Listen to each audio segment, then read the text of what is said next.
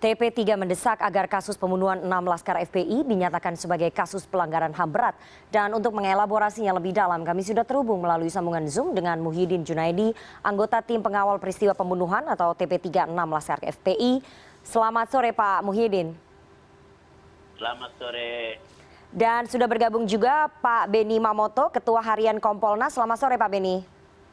Selamat sore. Oke, saya mau ke Pak Muhyiddin terlebih dahulu. Pak Muhyiddin, kemarin teman-teman dari TP3 datang bertemu Presiden, singkat sekali hanya 15 menit. Apa yang disampaikan? Karena kami baru mendengar dari sisi pemerintah saja, seperti yang disampaikan oleh Menko Polhukam Mahfud MD, Pak Muhyiddin. Ya, kami dari TP3 jumlahnya 7 orang, delegasi kami dipimpin langsung oleh Bapak Muhammad Amin Rais dan Ketua TP3 adalah Bapak Dr. Abdullah Mahwa. Dalam pertemuan dengan Bapak Presiden Jokowi yang didampingi oleh Bapak Menseknek dan Bapak Mahfud MD, kami sampaikan bahwa tujuan utama aturan adalah untuk menyampaikan kepada Bapak Presiden sebagai kepala pemerintahan dan kepala negara bahwa telah terjadi pelanggaran HAM berat atas bunuhnya 6 laskar FPI bulan Desember yang lalu di KM 50. Oleh karena itu kami meminta agar dilakukan penyelidikan secara menyeluruh dan komprehensif, serta mengumumkan siapa-siapa saja pelaku pembunuhan tersebut. Kami dapat informasi bahwa sudah ada calon tersangka 3 orang dari pelaku pembunuhan tersebut. Oleh karena itu, alangkah baiknya kalau kasus ini segera selesaikan dengan baik dengan azas ya keadilan, kebenaran, innocent, front of the law. Oleh karena itu pula kami berharap agar jangan perintah mewariskan legasi yang buruk di masa yang akan datang apabila kasus ini tidak diselesaikan dengan baik. Baik Pak Muhyiddin. Pak Muhyiddin, apa dasarnya teman-teman dari TP3 bisa menyimpulkan bahwa telah terjadi pelanggaran HAM berat atas penembakan kepada 6 laskar FPI? Dasarnya apa? Karena yang kami dapatkan informasinya Anda dan juga teman-teman TP3 tidak membawa bukti apapun, hanya menyampaikan keyakinan saja Pak Muhyiddin. Ya, tentu saja kita saat itu kami bawa datanya. Nanti ada waktu khusus di mana kami bisa serahkan bukti-bukti kepada pemerintah untuk yakinkan bahwa sudah terjadi pelanggaran berat. Karena pertemuan kemarin dengan Bapak Presiden adalah hanya untuk menyampaikan sikap kami dan posisi kami dari TP3. Bapak Presiden menyatakan apabila memang ada bukti baru yang dimiliki oleh TP3 dan belum dimiliki oleh pemerintah, oleh Komnas HAM, maka dipersilakan serahkan bukti-bukti tersebut dan kita akan melakukan penegakan hukum secara adil, transparan, tanpa harus ditutup-tutupi dan lain sebagainya. Jadi kami ingin tegaskan bahwa bukan hanya berdasarkan asumsi dan keyakinan, tapi juga kami memiliki evidence, bukan hanya proof. Pak Muhyiddin, saya akan tanya ke Pak Beni Mamoto sebagai Ketua Harian dari Kompolnas. Pak Beni, tadi Pak Muhyiddin mengatakan bahwa ada bukti-bukti yang sedang disusun oleh teman-teman dari TP3 yang nanti akan diserahkan kepada Presiden sebagai bukti-bukti baru yang membuktikan bahwa ada dugaan pelanggaran HAM berat dari penembakan 6 laskar FPI dan sudah ada tersangka sebetulnya dari pihak kepolisian tapi tidak dibuka. Pandangan Kompolnas seperti apa, Pak Beni? Ya, terima kasih. Assalamualaikum Bapak Muhyiddin. Waalaikumsalam warahmatullahi wabarakatuh. Pak Beni, apa kabar? Baik Pak, sehat selalu Pak.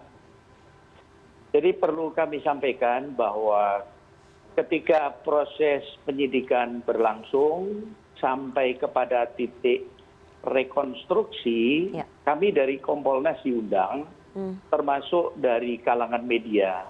Kami mengikuti rangkaian rekonstruksi dari awal sampai akhir. Oke. Tentunya media sendiri punya dokumentasinya lengkap sekali. Dari situlah kami mencoba menganalisis, membuat catatan-catatan di mana titik lemahnya dalam surveillance dan sebagainya. Catatan itu sudah langsung kami sampaikan kepada pihak Polri. Yang kedua, Komnas HAM melakukan juga pengumpulan barang bukti, pengumpulan saksi, artinya melakukan penyelidikan di lapangan yang jauh lebih lama waktunya, dan hasilnya itu sudah diserahkan ke Polri. Oke. Ketika menyusun laporannya, maka Komnas HAM tentunya akan menyimpulkan ini masuk kategori apa berdasarkan saksi dan bukti-bukti yang sudah dimiliki. Oke. Nah, kesimpulannya sudah diumumkan, jadi pelanggaran HAM, bukan berat. Kemudian merekomendasikan agar Polri menindaklanjuti dengan penyidikan. Oke. Nah, oleh sebab itu, kemarin ketika kunjungan Bapak Kapolri ke Kompolnas, bertemu dengan Bapak Ketua, dalam hal ini Menko Polhukam dan jajaran Kompolnas, termasuk beliau juga mengundang, silahkan Kompolnas mengawal kasus ini. Oke. Bahkan dalam gelar perkara pun silahkan, kami transparan. Oke. Oleh sebab itu marilah kita sama-sama nanti mengikuti prosesnya. Tapi yang jelas Komnas HAM adalah satu lembaga yang paling berkompeten untuk menyimpulkan Oke, kasus ini pelanggaran biasa, pelanggaran HAM biasa atau pelanggaran berat. Oke. Inilah tentunya ada tanggung jawab tersendiri ketika menyimpulkan itu. Oke, Pak Beni, yang jelas ada perbedaan kesimpulan dari teman-teman TP3 dengan teman-teman Komnas HAM. Yang satu menilai ini hanya pelanggaran HAM biasa, yang satunya lagi menilai bahwa ada dugaan pelanggaran HAM berat.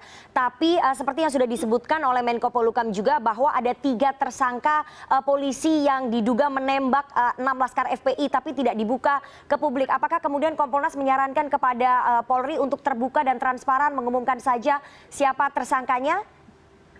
Ya, jadi proses sementara berjalan. Jadi 3 orang itu statusnya masih terperiksa. Kemudian nanti tentunya setelah dinilai cukup ditingkatkan ke penyidikan, maka status akan menjadi tersangka. Nah, marilah kita sama-sama kawal ini semua prosesnya, karena kami yakin akan sampai saatnya ke sana. Kemudian, kalau Pak Muhyiddin punya data atau bukti-bukti saksi yang lebih lengkap, saran kami sih disampaikan ke Pak Kapolri. Beliau pasti terbuka sekali, akan menerima dan akan nanti kemudian menggabungkan dalam proses penyidikan ini. Oke, Pak Muhyiddin, menurut Menko Polhukam, Pak Mahfud MD, seperti tadi juga yang disampaikan oleh Pak Beni Mamoto, kalau memang ada bukti-bukti yang bisa memenuhi persyaratan dari sebuah kasus ditemukan ataupun ditetapkan sebagai pelanggaran HAM berat itu seperti terstruktur, kemudian sistematis, dan juga korbannya itu luas, apakah kemudian dari TP3 menemukan fakta-fakta dan juga bukti-bukti yang memenuhi ketiga syarat tersebut, Pak Muhyiddin?